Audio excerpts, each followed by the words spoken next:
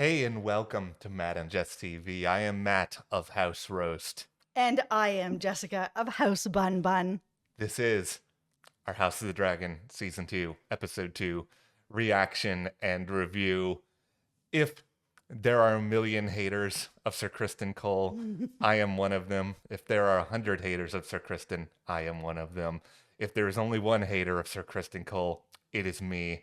If there are no haters, I am no longer on this earth. I am here for the sole purpose of making fun of Sir Criston. This Listen, I am Team Green. I have not made that any secret, and I feel really conflicted about having Sir Kirsten on my team. I think the thing is, Team Black, Team Green. It's been really fun having that going on all season so far, all the promotion and all the stuff that's going on now. However, the one thing that really brings this fan base together is everybody does not like Sir Criston for so many different reasons. He is one of the best villains that this franchise has brought out since Ramsay Bolton. I said it. Listen, Ramsay was horrible. But so is Sir Criston. Just, oh my goodness. what I love about Sir Criston, and love may not be the right word here, but what I love You about can have him. no. Yeah. See, we all Team Black, you no, guys need we some all more have to people. deal with people we don't like. If I have to claim a certain two people who were responsible for the events of the end of this past episode, you have to claim Sir Criston. So congratulations. He's all yours. See, this is really For now. this is the thing that I actually really love about hating Sir Criston. He's one of those wrestling villains where, they Yeah. come out, they're like waving around some like awful towel with some like weird insignia on it. The crowd's booing them, they're egging them on. It's just, there's nothing that is more enjoyable about hating this man who doesn't really accomplish anything, who basically gets a promotion in this episode just because he happens to be around and he is not Sir Otto Hightower. We are going to get into Otto and everything that happened there. I mean, wow, he just read Aegon for filth. Like, it was very entertaining to watch. I am Team Green, but it was entertaining to watch. Aegon's not my favorite person, but this episode definitely gave us a deeper view into him and a lot of his pain and a lot of what he's going through. And I'm not here to excuse anything that happened in the first season. So before everybody gets into the comments, is like, do you remember what he did? Absolutely. He's a monster. But it was interesting to see sort of this progression. This season, they've really tried to soften him up. And you can't soften him up after the things that he's done. He did what he did. Like, you can give us these different points of view with him, but he's still the person who did the things he did in the first season, right? But I've seen some people talking online about how this season is slow or this season is boring. And for me, I have to say, I really like that this season is taking its time with character development, because one of the things that I felt was kind of missing from the first season was able to take some time with a lot of the characters to really get a bit deeper into what they're thinking and what they're feeling so we can get attached to people, because they just have such a big cast and they were jumping around so much with timelines that was kind of difficult to get close to anybody, and they're taking their time this season. I really appreciate that. This actually feels more like the first 4 seasons of Game of Thrones to me, which is a very good thing. The problem is we all got conditioned about the end of Game of Thrones, where you had people magically traveling to different parts of Westeros in an hour and things were rushed all over the place, and it never really made a lot of sense anymore. This feels right. You shouldn't have insanely crazy things happening every single second of every single episode. I did enjoy this one more than I did the premiere. A part of that is just all the strange and surprising book changes. We went into all of that in our review of the premiere, and you can see that in the link below. But before we do go further here, be sure to smash that like button and also subscribe, because we have so much House of the Dragon coverage coming. Not just reviews, guys. We also have previews. We're going to get into a lot of other fascinating discussions throughout the week. We don't want you to miss that. And if you want more House of the Dragon coverage, you can go over to our Patrons, another great way to help support us here at the channel, where we also talk more about the show. Okay. Let's just get into some of the auto of it, because oh my goodness, listen. Aegon is not thinking straight. And for those of you who are new to the channel, my background is I'm a former funeral director. So I studied grief in school. I've seen a lot of people act in a lot of different ways when it comes to grief over the years. I mean, the whole like 5 stages of grief, and you've got anger, depression, all these different things. It's all true. I've seen it all. I haven't quite seen this, but I have seen anger like this and not really knowing what to do. Here's the thing about Aegon. He is a really young guy. Like, I think Aemon's supposed to be like 16 or 17. He's really young. And so that would make Aegon like what? Maybe 20, 21. He's a very young guy. He's the king in a position that he never thought he was going to be in, that he is not trained to be in. He is also a husband. He is also a father. And on his watch as king, husband, father, this happened to his son in his house. And for him, I think as such a young guy who really was trying to be the best father that he could, he was very clearly loved his son. I mean, we saw him just sobbing by himself in his room, like uncontrollably. Like, he is really broken up by this, of course, but with all these other pressures on top of him of being king, being husband, being father, and it happening in his house, I completely understand why he's gone off the rails. I've seen people go off the rails, like I said, in funeral service over grief. I've seen people go 50 rounds over who gets a necklace. Like, it's very hard to deal with grief, and there's no one right way or wrong way to deal with it. So watching him make these decisions, like everything that happened with all the rat catchers, I understand that Otto is like, listen, I'm moving chess pieces. I'm trying to keep you on the throne. I'm trying to keep everybody really happy with you.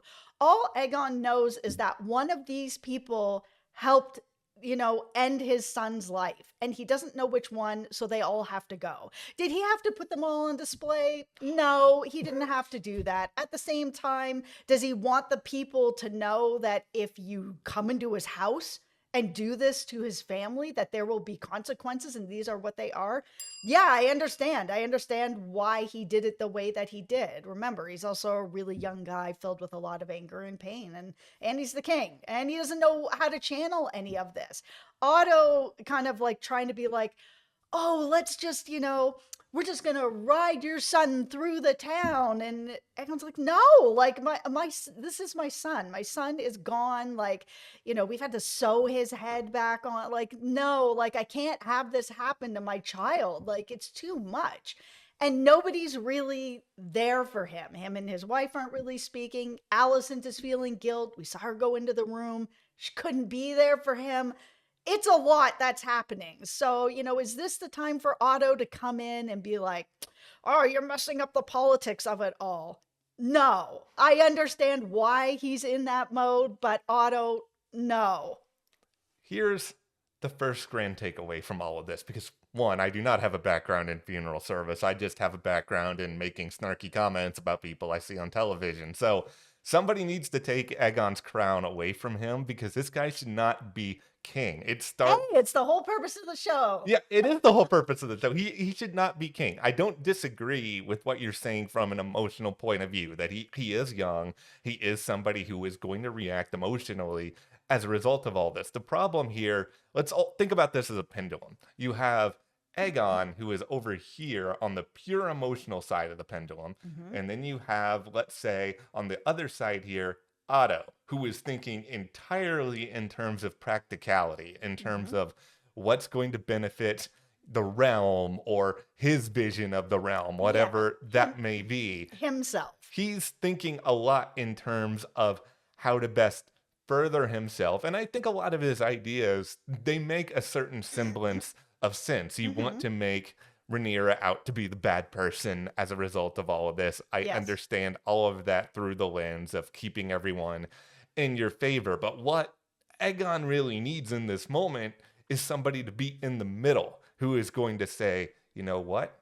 I understand how you're feeling. I'm going to be here for you on an emotional level, but I'm also going to try to guide you into making some better life decisions as opposed to just being insanely reckless to the point where you're going to make things so much worse, to the point where you're going to orchestrate this twin plan that we will get into in a little bit here with Kristen. But I will say this, even if Otto may be pure practicality, I will not call you boring in this video, Otto Hightower. For the first time in a season plus of House of the Dragon, you are earning a tiny tip of the cap from me. Congratulations. I'm sure you care a lot while you're just like skulking away to Old Town now that you are no longer Hand of the King. I don't know what he expected. I had expected Aegon to take that away from him way sooner on during that. I mean, Otto was obviously upset. He's put a lot into making sure that Aegon was on the throne, and I mean, they even had that moment where, you know, Otto's like, "You really think that you were chosen for this, like, by your dad? Like, really think about this." And I mean, you could see it on Aegon's face. He knew before as well when Alicent was like, "Oh, okay, you're gonna be the king. You know, your dad said so." And he was just kind of like, "What are you talking about? Like, my father didn't like me," which was, you know, a really heartbreaking moment. I think he always knew in his heart that something wasn't right, but because Alicent was the only person that heard this conversation with the king, and she really believes that what he said was talking about their son, whether she understood it or not. She just does whatever the crown wants. It's just Aegon on the other side of it is just like, he's always wanted his father to be there and to love him and to care about him and to, you know, anything. And so him being like, okay, maybe my dad did want me on the throne, for Otto to say something like that, obviously it's gonna have his position taken away from him. Like, stop. You can't go on and on and on like that. And like I said, putting up all the rat catchers, like, I'll ask this to you guys. Team Black or Team Green, it doesn't matter. Team Parent. If this happened to you, where somebody came into your house and did this to your child, everybody gets set on fire? I feel like yes. Leave it in the comments. That's going to be an interesting comment section to read. I mean, come on, like, try to come to my house. Also, speaking of, you know, children, Darren is alive, everyone. They acknowledge that there is another child out there from Viserys and Alicent who is just off in Old Town. You know, book fans have probably been wondering about this for a while. There have been some clues that are out there. I have to imagine that eventually they're going to be a part of this show. They can hang out now with Otto. Congratulations, Otto. You now have something else to do. Okay. I know, because now we have Sir Kristen as the hand. Team Green, we taking some L's. We are making some very bad decisions over. That's yeah, backwards. I know. There you go. No, There's it's the L. all the ways we're taking L's. This is such a bad decision. And like I said, Aegon's in his grief. I understand he's going to make a bunch of bad decisions. That happens very often in grief. But this decision, I was just like face palming watching. I'm like, oh no, it couldn't get worse. Yes, it can. It basically is the equivalent of Sir Kristen made Aegon a bowl of soup, and Aegon looked at this soup and was like, "This is really tasty soup, Sir Kristen. I'm going to make you head chef. What else do you know how to make? More soup." This is Kristen does not have any experience in this role whatsoever, in addition to him being petty, whiny, not likable, not capable, a loser all around. Like, he has no ability whatsoever in this. The grand scheme of what we have with these two magnificent strategists is, hey, Kingsguard, you're a twin. Your other twin is over here with Rhaenyra. How about you go over there, pretend to be that twin, and try to make something happen? This is a plot that you see in a Saturday morning cartoon where something like this comes around and you just hope that no one will notice. Or we're going to go like full Vincent Adult Man from BoJack Horseman and the equivalent of having, you know, kids dressed up as an adult. This is so unbelievably childish. And yet, of course, this is what Sir Kristen is going to come up with, because master strategist here, Sir Kristen, does not think about the ramifications of this, even if it worked, like what the ramifications of it are going to be. Yeah, I mean, it almost worked. I mean, they almost got quite lucky with that, and it turned out how it did, and now both brothers are gone. But oh my God, watching Sir Kristen just makes my head hurt. Watching him try to basically push the blame onto somebody else and be like, you know how you can make it better? You can basically go over here and just die. Because that's exactly what happened. Where it's kind of like, well, at least we can kind of take some of the, stink off of me by putting it over here. And, you could be a hero. It's just like, oh, stop it. Kristen, this is all your fault to a certain degree here. If you had actually done your job Right. that night, we wouldn't be in this position. And yes, like Jess just said, you are trying to cast the blame everywhere else. This is a terrible plan. Yes, it somehow almost worked. I will never quite understand that. But at the end of the day, it didn't work. Instead, we just got the incredibly entertaining twin versus twin throwdown at the end of this episode, which I enjoyed so much more than the end of episode one. And maybe it has to do with book changes or frustration or whatever else, but it was just also the choreography of it was great. The ending of it was just super tragic and super Shakespearean. It is really interesting and even bizarre. We're 2 episodes into this season. The pivotal, what word is that? The pivotal moment at the end of the premiere and episode 2 both involve relatively minor characters. It's just kind of odd and interesting. There's 20 main characters on this show, and the limelight this season has been twins going at it with each other and both of them not making it out. And then our certain hired, I don't know what we want to call them, at the end of episode 1 with their elaborate scheme. Oh my goodness. Okay, let's get into the Daemon of it all, because no. Team Black, oh my goodness. You guys also taking L's. Yes. There's L's all over the place right now. Team Green not doing that great. Team Black, oh no, you guys are divided. Watching Daemon try to deny that he really had any hand in what happened to Aegon's son. Oh my goodness. Just take responsibility for your hand in this. You paid them to go in there and take Aemon, but it's basically take whoever you're going to get. He is entirely responsible for this. Okay, we're going to stay here in the kitchen for this metaphor again, where Daemon basically gave some kids a book of matches and then left them and then got shocked when the kitchen was on fire later. It just feels like, Daemon, you were so petulant in this episode.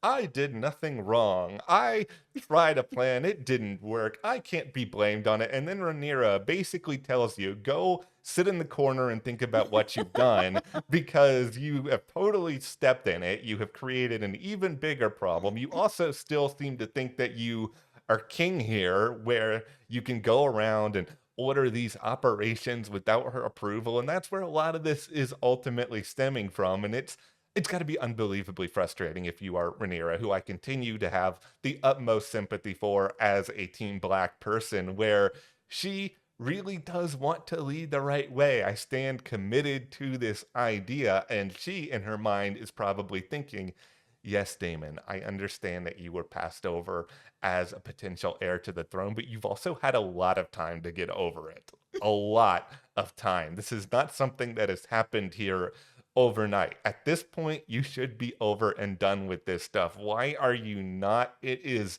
maddening for her, and she knows what the urgency of all of this is. She's not going to mess around and let somebody just completely cause problems that are going to upset her role in the future. Sir Kristen should have also been sent to the corner along with Daemon, because there's just a less capable ruler over on Team Green. He's just been elevated to a higher position. I think the problem with Daemon is that he can't get over it. And I think that conversation that they had where she's like, do you accept me, as your queen? Like, where are you standing on this? Like, was this all just a big elaborate plan since I was a kid to, because I was heir to the throne, that you would, be with me and marry me so that you could get as close to the throne as you can? Like, is this all this was, that this isn't something deeper? There isn't a deeper connection here? Like, what's going on? And, you said, get over it. But I mean, something like that very difficult to get over. You know, it's a position that he thought he was going to have and that he never did. And, you know, there's a lot of that going on in this show of people that are having a hard time getting through things and getting over things. And we're going to talk about my guy Aemon now, because All right. I know so many of you out there do not like Aemon, and I am not one of those people. I really like his character. I'm not saying he's a great guy or anything like that. Like, that's not where I am with it. Mhm. But he's not all bad either. And I think that it's interesting on this show to have a character that's not all good and not all bad. Because typically we have a lot of people who are like Ramsay Bolton or like Sir Kristen Ugh. or, you know, like Helena, who are more, you know, better or lean on the side of good or lean on the side of bad. And then here's Eamon, who's kind of in the middle. And having this conversation that he had in this very vulnerable state, he doesn't really say very much, and he has not gotten over what happened to his eye. And I Mhm. know that there's a lot of people out there like, same thing, get over it. You know, it was an accident. Yeah, it was an accident, Yeah. but it left him permanently blinded. And it was something where there was no regret from Luke. We never heard him say, I have regret. I feel bad about it. Man, you know, yeah, things got out of hand. You know, it Mhm. was an accident. He never said any of that stuff. He just continued on needling him. Yes, Mhm. Aemond also needled back, but having this moment in this episode where he's actually very vulnerable with us, the audience, Yeah. to say, listen, like, I'm pretty insecure about the things that happened to me throughout my life. You know, my brother teasing me, you know, Luke, Mhm. Jace, everybody sort of piling up on me throughout my life has created this problem inside of me where, you know, I don't feel great about myself and I am making bad decisions. And now I have this real regret over what I did to Luke. And I was like, yes, okay, great. It was an accident. We saw it was an Mhm. accident. The dragons were out of control. Neither boy had control over their dragon. But to hear him say that he has regret in a place where he is really vulnerable and it is true, like, I feel like he's being honest. He has no reason to lie about it. He's pouring his soul out. It's nice to hear that he has regret about it, because he hasn't really spoken about it. This is probably my favorite Aemon scene of the first two seasons of this show. He was so vulnerable. I've always wanted to have sympathy for Aemond, and I say this as someone opposite Team Green just because, I only have one good eye. I understand what that's like, Aemond. I mean, I had sudden scarring on my right eye, and I can barely see out of it. So different circumstance, obviously, but it's a hard thing to get over because you feel really different than everybody else a lot of the time. And I appreciated seeing that vulnerability. And I know it's kind of easy to roll, our eyes over. Of course, this is where where Aemond is going to be making this confession surrounded by all of these women who are not in the nobility. But in the world of Game of Thrones and House of Dragon, I think we Mhm. have to remember that finding places where you can be vulnerable and intimate and share secrets are pretty limited. And these particular locales serve as more than just functions of pleasure. They're also places Mhm. where you can sort of open up and just completely unencumber yourself of these things that are weighing on you. And I think a lot of people on this show could probably use a place to vent about some of what's going on with them. So I do understand Amond a lot more coming out of all of this. I still wish he was on Team Black. I would be willing to offer some sort of trade here where you could get, I don't know, Joffrey or one of the other really little kids, and we'll take Aemond back, and Aemond can be on our side because, Well, then I'm going to be Team Black. I mean, okay. like, one of the reasons that I'm Team Green, I'm not here being like, you know, all hail King, you know, Oh, Aegon. yeah. He's a monster, but I just find Team Green way more interesting. They've done a really good job, especially this season, diving into both the sons a lot deeper, into the daughter, even into Alicent, and seeing her sort of come more into her own of these things where she, you know, she was married off really young. She was like 14 Mhm. years old to a grown man. And now, you know, yeah, I don't love that she's hooking up with Kristen, but at the same time, she's trying to figure out who she is and where she actually belongs now. It's not an easy spot. No, it's not. And I would have loved for her to be that person in the middle who's helping to guide Aegon, but she's dealing with, Her own guilt. yeah, she's dealing with everything else that she was responsible for Yeah. leading up to what happened to Jaehaerys. So it's a Yes. very complicated sort of situation. But since we're talking here about children on the show we do like, Aemon had a great scene. I know it was not as impactful as the Aemon scene, but I did really like the moment with Jace and Baela. See, it's very hard to keep track of all the names, but Me too. I really think that they seem pretty likable, pretty level-headed given their situation. Baela, by the way, has my favorite dragon on all of House of the Dragon. It's just because its name is Moon Dancer, and I'm just like, that's a really cool name for a dragon. But it just seems like they have a certain level-headedness to them. And speaking about missing Luke and sort of looking back at this idea of whatever childhood that these characters were supposed to have, it's basically been lost. They have all these expectations that were thrown upon them. They're just defined by these tragedies, and they never really have an opportunity to be normal. Yeah, and I love that she just very honestly asked him about both his fathers. Like it was asked in a respectful, kind way. Felt very much like maybe they had touched on this before. It's something that Jace has never really acknowledged or never really talked about that openly. So to hear him talking about both his fathers was, a really nice moment. Like, I really liked it. Well, Team Black, thank you Welcome. no need to welcome me. Team Black thanks you for your praise very much. Also on the Team Black side, we don't need to spend much time on it. I just want to smile at Rhaenys and Corlys. Look at you guys. Look, there are people on this show who actually seem to love each other for the sole purpose of love. It is a very rare commodity.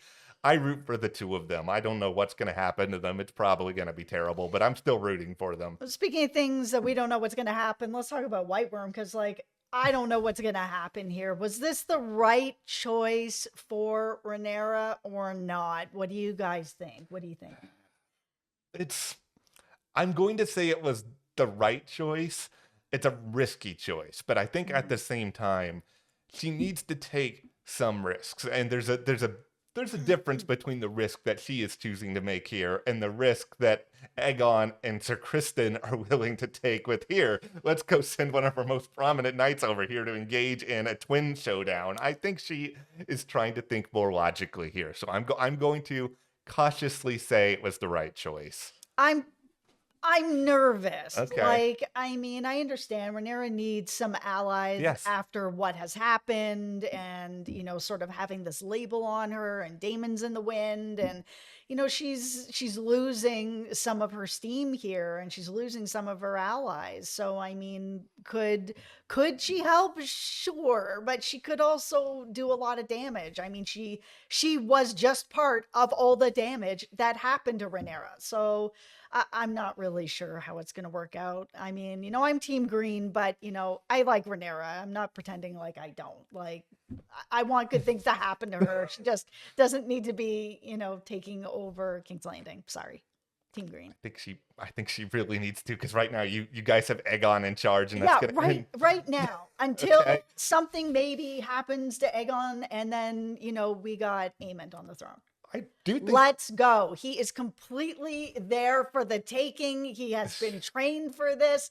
He can do it. He's a much better king possibility than Aegon. See, I will give you that. He would be much better for the realm. And I do think that one of these rulers is probably going to be taken out by the end of this season. This is a show that I don't know that much more about Fire and Blood. I kind of figure out little details on the fly as we go along. But I thankfully, and please don't spoil it, I don't know necessarily who ends up on top in certain situations. It's just as a viewer, I would like to see there be kind of this constant, oh, this person's in charge now. No, this person's in charge. Because I don't want to see Aegon on the throne forever. We've already seen every dimension that guy has to offer, at least in my vantage point. I just want Sir Criston to eat it within the next couple of episodes, and I will laugh so hard when it happens.